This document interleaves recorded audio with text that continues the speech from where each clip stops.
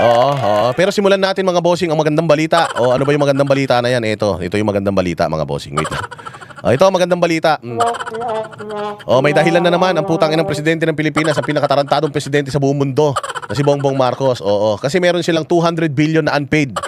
203 billion na unpaid yung estate tax.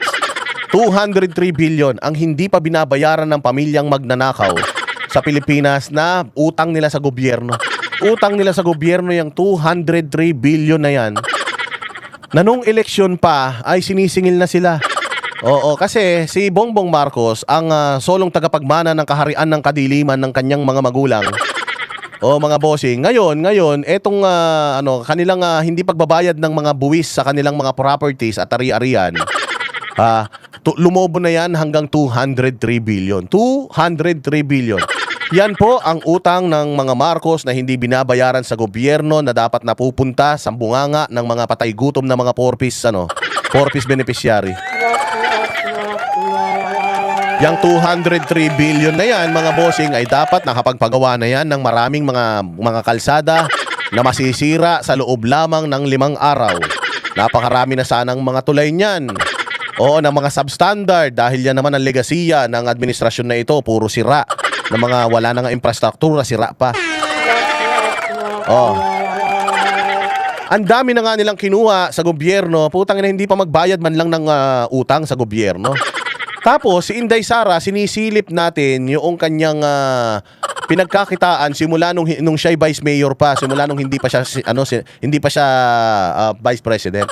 Sinisilip natin yung kanyang mga bangko, transaksyones, mga BIR boxes Oo, yung kanilang income tax return mag-asawa sinisilip natin. Pero ito 203 billion na utang ng mga magnanakaw na pamilya sa gobyerno, hindi pa nila ibinibigay sa atin. Ano ba yan? Ba't naman ganyan? Hinahabol natin yung pera ng gobyerno, di umano. Sabi nila, pera ng bayan yan, 125 million.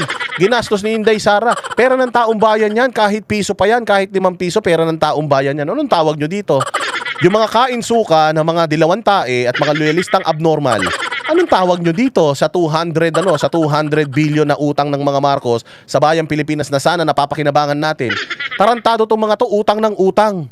Utang ng utang ng mga utang inang ito sa mga bansa para may pera sa Pilipinas. Nanakawin, tapos puta yung utang sa bayang Pilipinas hindi binabayaran itong mga hayop na ito. Yung mga troll, putang ina ninyo. Yung mga troll ko sa Facebook, yung mga troll dito sa YouTube, mga putang ina ninyo, singilin nyo naman yung amo nyo. Mga gago kayo, ang laki ng inutang sa bayang Pilipinas. Walang infrastruktura. Dating 4 trillion lang yung budget natin, naging 7 trillion na. Tapos kahit isang infrastruktura, wala mang ipinatayo yung ogag na yan, gusto pa magpalipad ng racket ng putang ina. Tapos eto, wawaldasin niya yung pera ng taong bayan sa walang kakwenta-kwentang bagay. Buti sana kung nagbabayad ng utang ang walang hiya. Ito yung mga kaibigan ninyo na may mga utang sa inyo. Pag siningil ninyo, hindi magbabayad, may problema daw, hindi pa daw sila nakaka-recover. Pero pag tiningnan mo yung mga Facebook nila, putang ina, nasa samgyupsalan. Panay ang ihaw ng mga karne, putang ina ninyo. Panay papunta nyo sa Mega Mall. Panay pa ang kain nyo sa restaurant mga hayop kayo, yung mga inuutangan ninyo, yung mga inutangan ninyo. Putya, halos wala nang makain, magbayad-bayad naman kayo ng utang nyo. Kakapal naman ang mga pagmumukha ninyo. Inubos, nilimas nyo na yung pera ng taong bayan, yung utang ninyo, hindi nyo pa mabayaran, mga walang hiya kayo. Yung mga basher dito, bayaran nyo yung utang, mag-ambag-ambag kayo, putang ina nyo, total wala naman kayo mga silbi sa buhay. Mag-ambag-ambag kayo kahit tigdi 5 piso dahil mga patay gutom naman kayo. Para kahit pa paano pandagdag dito sa pambayad sa pinagtatanggol ninyong kawatan sa Pilipinas. Hayop kayo, pera ng taong bayan ito 203 billion, dapat pinakikinabangan natin ito, hindi binabayaran. Tapos, kaya daw niya hindi mabayad-bayaran, busy daw siya. Gago, busy ka saan?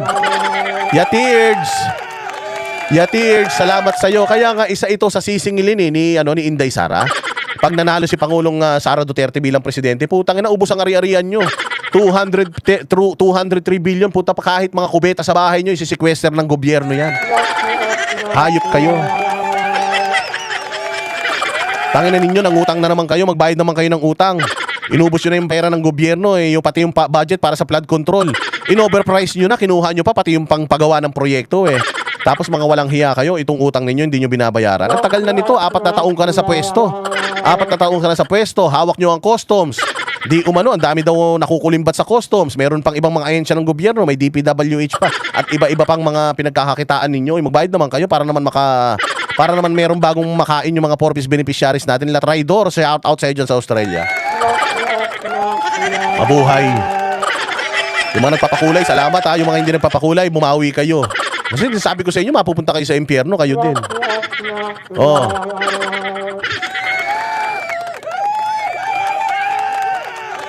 Oh, ayan na, yung mga basher natin, na mga tagapagtanggol ni Bongbong. Oy, singilin mo muna yung bossing mo.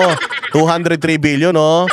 Diyos ko po, corruption sa customs, si Paildon, wala na si Paildon. Sila na ang nasa gobyerno, 4 na taon na, putangin na mo, natutulog ka pa ba? 4 na taon na silang nagmamanage ng ng customs. Putangin na niya, noong panahon ni Pangulong Duterte, yung mga smuggled na mga sasakyan sinisira. Ngayon, nasan yung mga smuggled na sasakyan? Andun, nasa garahe ng mga amo nyo. Cooking Alaan, shout out sa'yo. Pangkapin muna to, Boss D. Tulog na ako. Bukas ko na watch. Oo, bukas manood ka. Mas masaya na bukas. Salamat. Bago ka matulog, nag-share ka muna ng blessing mo, ha. God bless you. Ulol. Tangina ninyo, plain rubbish. Mga style nyo bulok. O paano nyo ngayon ipagmamalaki ito? 203 billion, hindi binabayaran ng amo ninyo. BBM pa rin? BBM pa rin? Tapos si Inday Sara, magkano? Magkano lang? 70 million. Yung hindi pa naliliquidate, ibig sabihin, nagamit sa proyekto pero hindi pa naliliquidate ng tama, walang ninakaw. May impeachment, tapos ito, puta, magnanakaw na nga sa pera ng taong bayan, pati ba naman yung utang sa gobyerno, hindi pa binabayaran? Hello? Hello? Ang ina ninyo. Oh, pakinggan ninyo ito, ha? Pakinggan ninyo ito. Para alam ninyo. Pasok. Muling naungkat ang usapin ng umano'y ill-gotten wealth ng pamilya Marcos. Aminado naman si PBBM na napabayaan niya ang hindi pa nababayarang bilyong-bilyong estate tax. Umamin yung bangag. Di umano. Sabi ng kapatid niya, bangag ha. Umamin yung bangag na hindi niya naasikaso. Putanginan yan. Yung utang mo nga, hindi mo maasikaso, yung Pilipinas pa kaya? Paano mo sasabihin na mahal mo Pilipinas? Naniningil ka sa buwis ng taong bayan, tapos ikaw hindi ka nagbabayad ng buwis? Ha? Pwede ba yon? Pwede ba yon? Naniningil ka ng buwis sa mga Pilipino? Ha? Naniningil ka sa buwis ng mga Pilipino, lahat ng mga nagtatrabaho, magkandakuba na.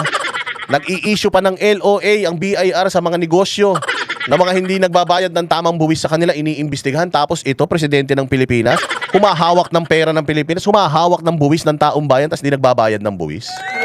Ano yan? Ha? Ano yan? Lista sa tubig? Ang galing, kawatan na, estapador pa?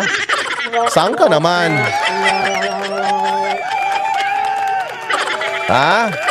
Saan ka naman pagkaganyan? O asan na ngayon yung mga nagtatanggol kay Bongbong? Putangin na ninyo.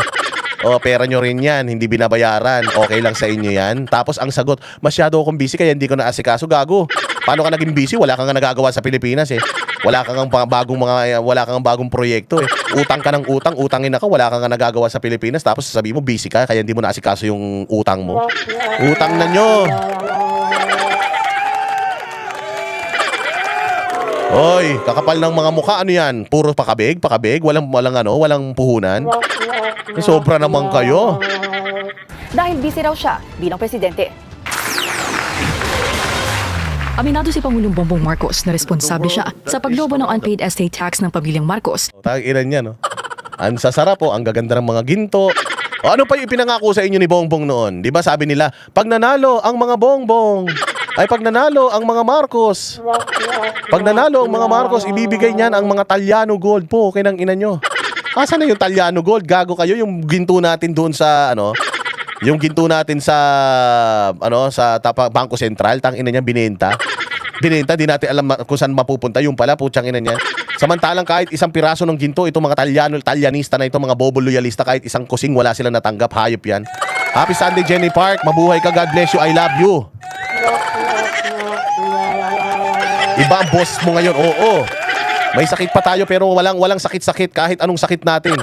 Kahit anong sakit natin, kahit na tayo ay mabulag, mabingi. Kutsa hindi tayo ihinto, babanatan natin tong mga demonyo na ito sa Pilipinas. Ha? Ang ina nyo, kayo ba mga troll kayo, nakatanggap na ba kayo ng ginto kay Bongbong? Gago, gintong pangako, feeling nyo naman mababayaran kayo ni Bongbong. Suga pa sa pera yan, tanga. Yung mga troll dito na nag-aasam-asam na mabayaran sila. Baka sakali matulad sila kay Falsis, yung mga bobong pangit na mga vlogger na maambunan din sila. Gago, di kayo maambunan. Hindi kayo importante. Tangina yung mga magnanakaw na yan, walang ibang iniisip yan kundi sarili. O kaya kahit magpakatanga kayo, kumain kayo ng tae nila, hindi kayo babahagian ng mga yan. Puta, utang nga sa Pilipinas, di nila binabayaran, kayo pa. Hello? Mga gonggong. Tangina ninyo.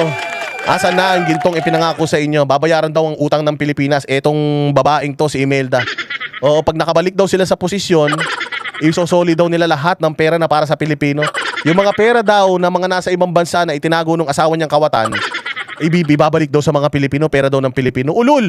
Pera ng Pilipino, putangin na ninyo, wala nang natira kahit isang kaso ninyo sa sa sandigan. Lahat ng kaso niyo sa sandigan, ill-gotten wealth, putangin na, absuelto na kayo. O hindi naman kayo nagbalik sa tao, mga hayop kayo, kinuha nyo pa yung pera ng taong bayan, mga buwisit kayo. Tangina nyo, mga kawatan. Dapat palitan nyo na apelyido ninyo eh. Dapat hindi na Marcos eh. O, dapat ang apelyido ninyo, Lupin. O, Bongbong Lupin, ganun. Imelda Lupin. Dapat ganun mga apelyido nyo. Palitan nyo na. Kaya ngayon sinasabi ni ni Inday Sara kay Amy Marcos, Amy, magpalit ka na ng apelyido. Alam mo ba na sa diksyonaryo ng Pilipinas, pag Marcos ay equivalent to magnanakaw? Never again. Hello? Kaway-kaway, mga kultong never again. O, nandito pa ba kayo? Buhay pa ba kayo? Anong lasa ng tae ni Bongbong?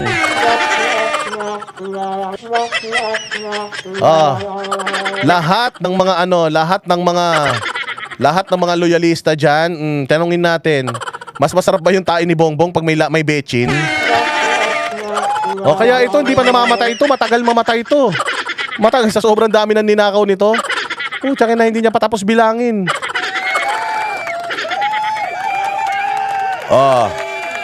Walang mapipikon ha. Walang mapipikon. Sabi ko sa inyo eh. Itong channel na ito hindi para ito sa mga malalambot ang puso. Itong channel na ito hindi ito para sa mga sa mga bait-baitan, mga pinalaki sa simbahan. Yung mga dating mga choir, mga kolektor sa simbahan, yung mga nasa music ministry, sa mga kani-kanilang mga simbahan, hindi po ito para sa inyo. Itong channel na ito, mauulol kayo. Lalo na kung kayo ay mga loyalist ng tanga, mga dilawan tae, putangin na ninyo kayo pupunta rito at atakihin kayo sa puso. Maniwala kayo. Hayop na yan, Asan na yung mga basher natin? Pwede ba i-bash nyo muna si Bongbong, magbayad muna ng utang? Bago nyo kami i-bash, bago nyo i-bash yung mga Duterte, bago nyo hanapin yung mga yaman, sabi nyo nakaw na yaman ng mga Duterte, baka naman pwede. Umami na si Bongbong, 4 na taon na siya sa pwesto, hindi pa daw niya naasikaso yung estate tax nila, kaya lumobo na ng 203 billion. Sobrang busy daw siya sa pagiging presidente. Gago, natulog ka lang ng tulog eh. Monday to Friday lang ang trabaho mo, wala ka ng weekend. Kahit bumabagyo sa Pilipinas ng weekend, hindi ka nararamdaman, tas busy ka. Saan ka na naman busy? Sa pangungulangot. Saan ka na naman busy? Sa pagsasalsal mo. Saan na naman kayo busy? Sa sobrang busy ninyo, sa sobrang sabog ninyo. Pinaghihiwalay daw nila yung 3-in-1 na kape.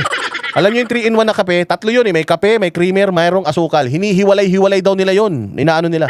Ino-organize nila. Putang ina niyan. Sa lakas ng tama sa utak. Walang iya. Palitan nyo na yung apelido ninyo. Wag na Marcos. Pwede magnanakaw. Gano'n. Marcos magnanakaw. Marcos Edralin magnanakaw. Gano'n. Palitan nyo na para talagang alam na this. Dahil napabayaan daw niya ang kanyang papel bilang Joshua, maraming salamat sa iyo. Mabuhay ka. God bless you. Sige lang, murahin natin ang murahin. Yun lang, libre yan eh. Libre. Mataki mo, ninanakawan ka na. Di ba? Libre yan. Pumurahin mo lang sila. Putangin na sila, kumikita sila. Tayo, hindi. Di ba? Kaya, huwag kayo masyadong pikon. Tanginan nyo, magnanakaw kayo. Uupo kayo sa gobyerno, magnanakaw kayo. Tapos magagalit kayo pag sinita kayo. Ulul. co-executor nito. Kasama bilang co-executor ni PBBM, si former First Lady Imelda Marcos. Mula 23 billion pesos in 1997, lumobo sa 203 billion pesos. Imagine, 1997 pa, Bongbong, di ka pa busy nun. Oo, 1997 pa yung utang ninyo. Putang ina niyan, 2026 na, magto-2027 na. 1997 to 2027, ilang ano na yun? 30 years na yun. Tama ba? Tama ba? 30 years na yun, boss. 30 years ago, busy ka nun? Ilang taong ka lang 30 years ago? 68 ka man lang ngayon. Putang ina, 58 ka lang nun. Hindi, ano ka lang nun? Ilan yung ano? 68 siya ngayon, minus 30. Putang inang yan. Ano pa lang yun? 28 ka pa lang nun. Ha? 38 ba o 48? Mathematics yun nga. Wala akong calculator dito eh. Oo, 48 years old ka pa lang nun, boss. Ha? 48 years old o 38 years old ka pa lang nun, sir. 38, tama, 38. 38 years old ka pa lang nun, Bongbong, hindi ka pa busy nun. Wala kang silbi, hindi ka naman nag-aral. Hindi ka naman nakagraduate. Putang ina, saan ka naging busy? Ba't hindi mo binayaran yan? 2027 na ngayon, after 30 years, busy ka pa rin. Yun ang dahilan mo, busy ako, kaya hindi ko naasikaso. Gago. Noon mo pa sana yung nasikaso yan. Putang ina ninyo. Dami-dami ninyo yung pera. Kita nyo kung gaano kasinungaling tong mga hayop na ito. Nakita nyo? Nakita nyo, niloloko itong mga loyalistang mga tanga. Sila naman tuwan-tuwa. Ay, nasaan ka naman? 38 years old, utang na nila yan. O sige, bigyan natin ng 10 taon. Hanggang 48 years old ka, boss, busy ka? Oo, ngayon ka lang naging presidente, 2022, putsang ina, tapos idadahil mo, hindi ko naasikaso yan kasi busy ako maging presidente. Gago. Di sana, bago ka maging presidente, nilinis mo muna yung pangalan mo, ang kapal ng mukha mo, hahawak ka ng buwis ng taong bayan, tapos di ka nagbabayad ng buwis. Yan yung sinasabi namin sa inyo. Di ba sinabi namin sa inyo? Pero alam ninyo, it is a blessing in disguise. It is a blessing in disguise. Muntik pang tumalbog yung mic ko. Oh, Jojo Hugo, salamat. Adik lang ang may ganyang klaseng kakapal ang mukha. Oo. Hindi ako nagsabi niyan ha. Si Jojo Hugo ha. Oh, pero alam nyo, it is a blessing in disguise na talagang hindi tumakbo si Inday Sara bilang presidente. Blessing in disguise. Why? Di ba ang dami sa inyo nagagalit? Si Inday Sara may kasalanan nito, si Inday Sara may kasalanan na ito. Sa totoo lang, itong kahirapan na nararanasan natin ngayon dahil sa kamay nitong mga hayop na ito, itong kahirapan na nararanasan natin nga to, goods to. Bakit? Kasi there's always a light at the end of the tunnel. Sabi nila, in every storm, however hard the rainfall is, talagang humihinto yan at nagkakaroon yan ng rainbow. Sa sobrang dilim ng gabi, magkakaroon ng umaga yan. Alam niyo, napakaswerte natin na si Inday Sara ay tumakbong Vice President. Bakit? Nabisto natin lahat eh. Nabisto natin ang trabaho ng Congress, nabisto natin itong mga Marcos lalo, nabisto natin yung mga dilawan na wala pala talaga silang mga prinsipyo. Yung mga congressman ninyo, nakilala ninyo na mga mukhang pera at mga magnanakaw, nakilala natin si Martin Romualdez, si Zaldico, at lahat ng mga magnanakaw sa Pilipinas nakilala natin dahil sa ginawa na yan ni Inday Sara. Kaya blessing talaga si Inday Sara sa Pilipinas na kahit na sobrang dami ng nararanasan nating problema ngayon, alam natin na hindi na tayo magpapabudol ulit sa mga hayop na ito at nalaman natin, nakilala natin yung mga ahensya ng gobyerno, yung mga tao na mga dating nakadikit sa Duterte na mga sip-sip lang, nakilala na natin sila ngayon. So pagdating ng 2028 sa mga susunod na mga eleksyon, alam na natin yung mga style nila kasi nakaukit na ito sa history ng Pilipinas, itong mga hayop na ito, mga apelyido ng mga demonyo na ito at hindi na ito makakabalik sa kapangyarihan at hindi na ito makakapangnakaw sa atin. So blessing si Inday Sara na hindi tumakbo bilang presidente. Diba? Busy daw siya, 38 years old pa lang, utang nyo na yan. Tapos ngayon, 68 ka na, mamamatay ka na, hindi naman nahahaba ang buhay mo. So, sino magbabayad yan? Ito si Sandro. So pag naipamana kay Sandro yan, ano naman sasabihin ni Sandro? Busy siya. Saan na naman siya busy? Busy na naman siya sa customs, ganon. Sa pang i-smuggle, magiging busy na naman siya. Di umano. Yan ang dapat na sinisingil natin, mga bossing. Yan ang dapat na sinisingil natin, di yung kung anik-anik. Pasok! In 2022, as confirmed by the Bureau of Internal Revenue, ang bayarin ng pamilya dahil sa compounded interest. You know more about this than I do. And I have to admit that I have neglected some of my duties as co-executor because I've been very busy. Ang inan yan, na-neglect daw niya yung kanyang responsibility as a co-executor because he's been busy with what? With all the things that a president is busy with. Busy daw siya. Busy daw siya. Kaya hindi niya nabayaran yung utang niya. Pwede ba nating sabihin na hindi ko binayaran yung utang ko kasi talagang demonyo kami? Satanas man kami talaga. Galing man kami sa lahi ni Cain. Oo, ang dugong nananalaytay sa amin. Kami yung ng buyo kay Eva at Adan para gumawa ng kasalanan. Pamilya namin yun. Oo, yung aming history biblical. Lahat ng maisip ninyong kademonyuhan, kasamaan, puta nananalaytay sa amin. Kaya ini-expect talaga ninyo na magbabayad kami ng utang? 203 billion, sa tingin niyo babayaran namin niya? Si Eva tsaka si Adan nga, tinuruan namin magkasala. Si Cain nga lahi namin, pinatay yung kapatid niya. Diba? Ganyan kasama yung pamilya na yan. Mantakin mo sa sobrang sinungaling nito, sobrang busy daw niya maging presidente. Kaya hindi daw niya naasikaso yung kanyang utang. Gago, 1997 pa? 2027, so 29 years na? 29 years na ngayon? Busy ka ng 29 years? Putang inang yan. Hindi ka natulog? Ganon?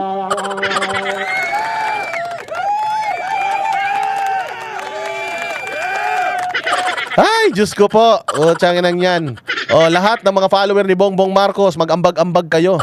Para naman may tulong kayo sa bayan. Putang ina, magnanakaw na di umano yung amo ninyo, estapador pa. Kaya pala si Luis Tro, di nagbabayad ng utang kay Inday Sara. Kasi si Bongbong nga, 2.3 billion, utang niya pa sa gobyerno yan. Ilan tayo mga Pilipino? 115 million yata tayo sa buong Pilipinas. Mantakin mo utang ni Bongbong sa atin lahat yan, di niya binabayaran. Si Luis Tro, isang tao lang pinagkakautangan niya, si Inday, babayaran niya pa. Hello! Hayop yan, Bayad-bayad din pag may time, boss. Bayad-bayad din pag may time. Putang ina, naka-Maybach ka eh. Naka-Maybach na Mercedes. Meron kayong mga chopper. Putang ina, dami ninyong mga ali-arian, yung anak mo. Puta, party ng party. Yung anak mo, dami mga ari-arian. Bayad-bayad din pag may time. Bukod sa wala raw masyadong alam sa kaso ang Pangulo, sa pagitan ng presidential duties at ng usapin sa estate tax liabilities ng Marcos family, hindi raw ito ang kanyang priority dahil usaping pampamilya naman ito. Di daw niya priority yan. Hindi niya priority yan. Kasi usaping pampamilya. Gago, hindi yan usaping pampamilya, boss.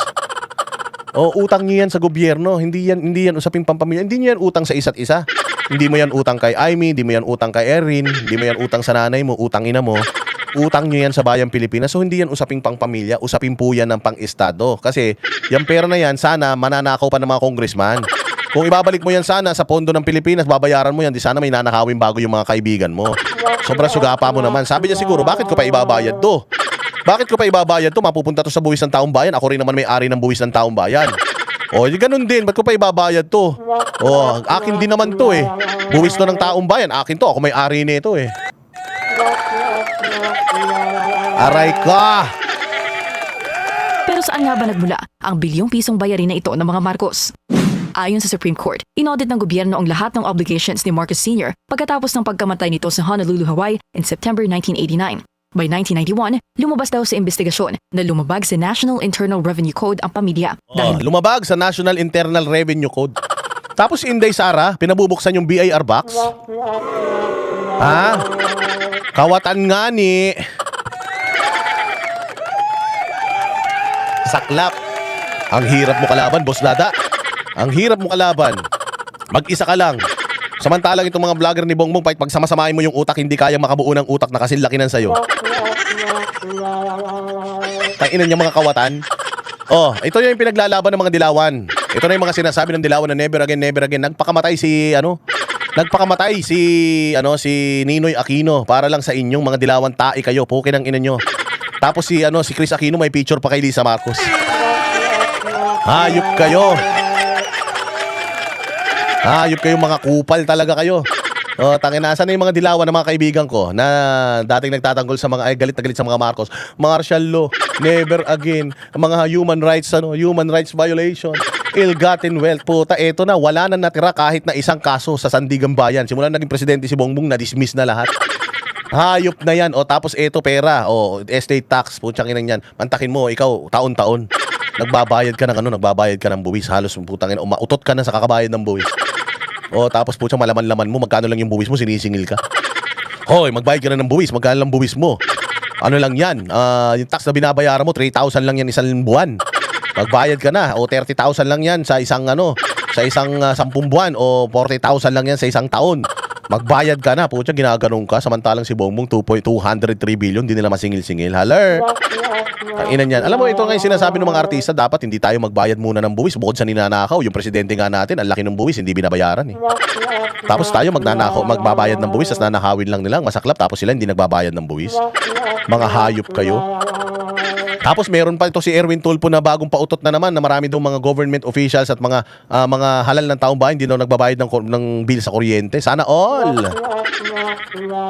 Bigo itong makapagbigay ng written notice of death ng dating Pangulo at magbayad ng income tax returns para sa mga taong 1982 to 1986. Jojo Hugo, salamat sa iyo. Tama ka dito sa sinabi mo. Duterte lang ang nakapag-unite sa loyalista.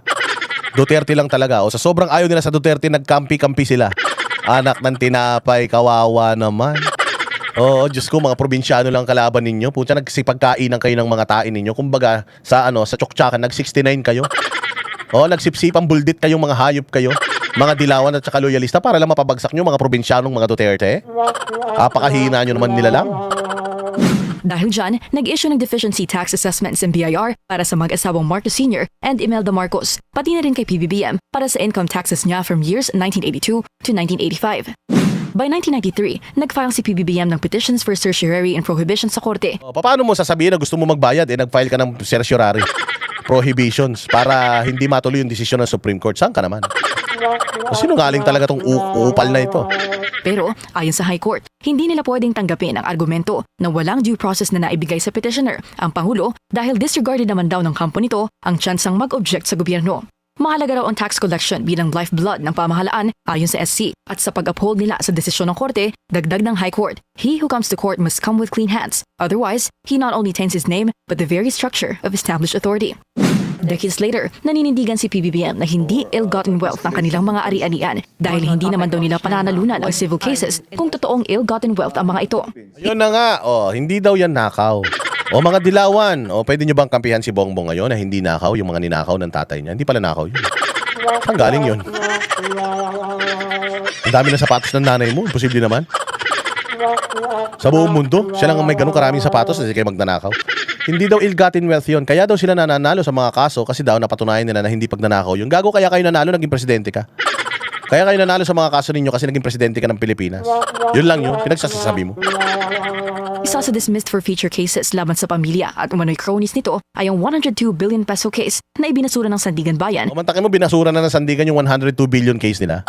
Shout out sa mga magnanakaw ng motor at alagang hayop ng mga nalulubog ng mga baha sa San Miguel, Kalumpit, Bulacan. Putang ina mo, nalubog na sa baha yung mga nalubog na sa baha.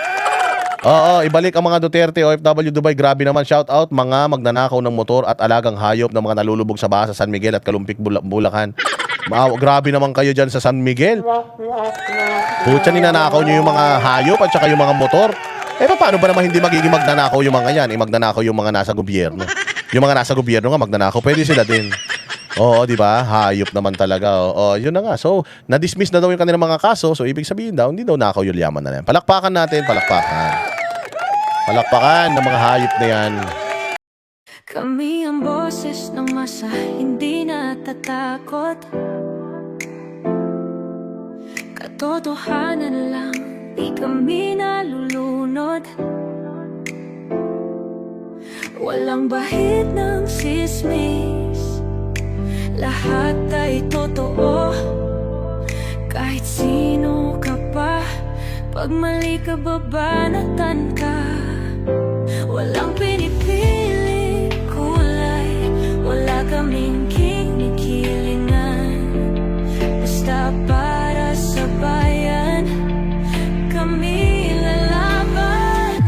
Pag tama palakpakan, pag mali banatan. Di matitinag, di matatakot, para sa bayan tuloy ang sigaw. Sa harap ng kamera, walang halong takot. Mga baluktot, lahat kayo'y tutumba.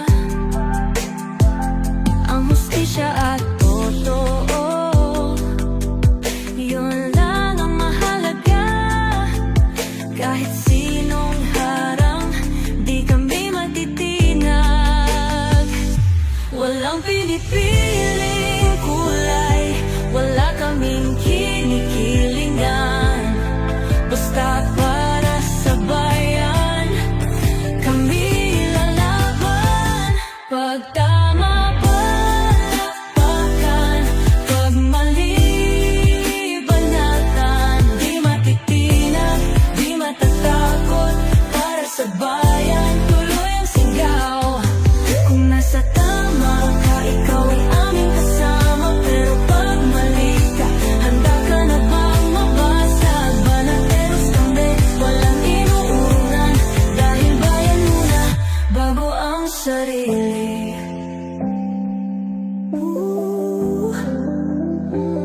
Bago ang sarili.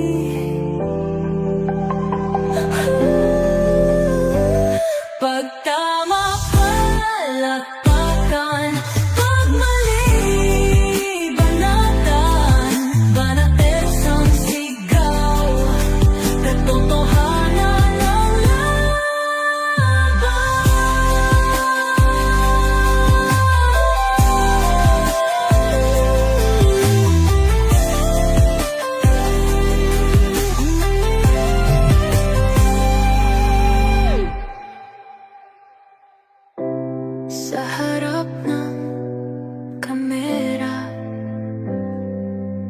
Wala